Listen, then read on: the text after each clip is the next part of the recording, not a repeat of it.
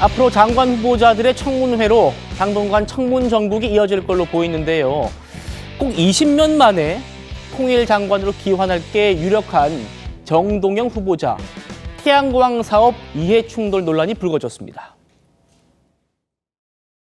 20년 만에 남북회담 사무국에 오니까 감개가 새롭습니다. 제가 해야 할 일은 한반도의 평화와 안정을 다지는 일이라고 생각합니다. 막중한 책임감을 느낍니다. 최선을 다하겠습니다. 아직 청문회 통과를 안 했으니까 이제 구체적인 정책에 관해서는 청문회 이후에 차근차근 정리하고 그리고 말씀드릴 기회가 있을 겁니다. 정동영 후보자의 부인과 두 아들이 뭘 하냐면요. 태양광 관련 업체를 합니다. 부인이 대표로 돼 있고요. 두 아들은 이사로 돼 있는, 그러니까 가족 기업으로 보시면 될 겁니다. 그런데 이 사무실이 아들의 아버지이자 부인의 남편인 정동영 후보자의 지역구에 사무실이 있습니다. 그리고요. 정동영 후보자가 올해 초에 공동 발의한 법안을 보시면 영농형 태양광 지원 법안이라는, 여기에 컨설팅 제공자 지원 그리고 교육 및 정보 제공 이런 부분이 있습니다.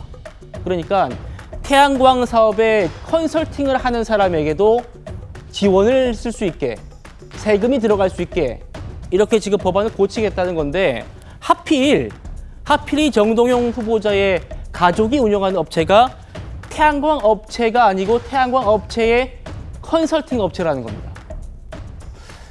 김기영 대변인, 이거 이해 충돌 아니냐라는 지적이 나오는 거예요. 어떻게 보십니까? 명백한 이해 충돌이라 할 수 있고요. 이재명 대통령께서 뭐라고 말씀을 하시려면 정치를 하는 이유에 대해서 개인이나 특정 집단을 위해서 하면 안 된다. 국가와 국민을 위해서 해야 된다. 공적인 일이다. 이렇게 말씀을 하셨습니다. 누구한테 말씀하신지 모르겠습니다. 제가 볼 때는 정동영 통일부 장관 후보자에게 이 말씀을 하시면 어떤 대답이 오고, 그리고 이 말씀을 하신 이재명 대통령께서는 어떻게 받아들일지 저는 의문입니다.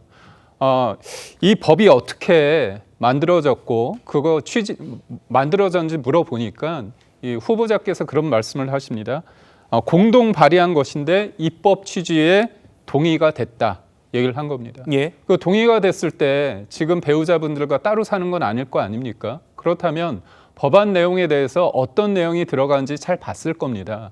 그렇다면 본인 가족이 하는 업체의 어떤 사업의 목적과 법안의 입법 취지가 같다고 한다면 이거는 제3자가 봤을 때 이거 너무나 속된 말로 짜고 치는 거 아니냐.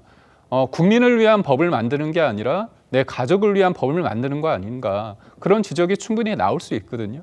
그리고 초선을 하신 것도 아니고 다선 의원이시고 한때는 대통령 후보로 나오기까지 했던 분입니다. 예. 그렇다면 이런 국민들의 보통의 상식을 가진 사람들이 충분히 의혹 제기를 할 수 있는 상황이라면 그런 법안에 대해서는 우리 가족과 연관될 수 있기 때문에 내가 이 법안에 대해서는 조금 내가 하는 건 좀 적절하지 않겠다.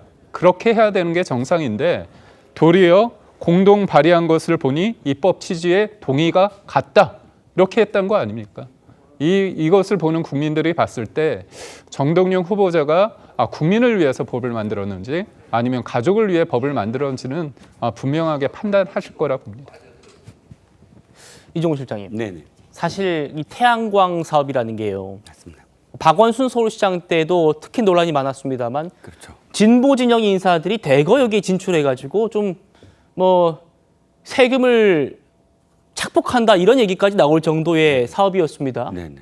그런데 태양광 사업 그 자체도 아니고 새로 만든 이 법안에는 태양광 사업에 컨설팅을 제공해주는 자에게도 국비를 줄 수 있게끔 지금 하는 법안이어가지고 딱 딱 그게 지금 정동영 배우 후보자의 가족들이 하는 이 사업과 딱 맞아떨어지는 거거든요. 맞습니다. 지금 이재명 대통령이 후보자 시절부터 신재생 에너지와 관련돼서 굉장히 주력하겠다라고 말씀을 하셨고 실제로 그런 어떤 정책을 어떤 그런 그 의도가 있습니다. 그렇다면 국민들이 봤을 때 신재생 에너지에 대한 어떤 뭐랄까요? 불안감 또는 의혹 이런 것들을 씻겨 내려줘야 되지 않겠습니까? 신재생 에너지 중에서도 태양광 사업은 두 가지 이미지가 있습니다. 하나는 뭐냐 하면 그 옛날 586 운동권들이 앞서거니 뒤서거니 하면서 정부로부터 또는 지자체로부터 지원금을 받아서 새로운 어떤 사업을 하지를 않고 또 그것들을 마치 사업을 하는 양 이렇게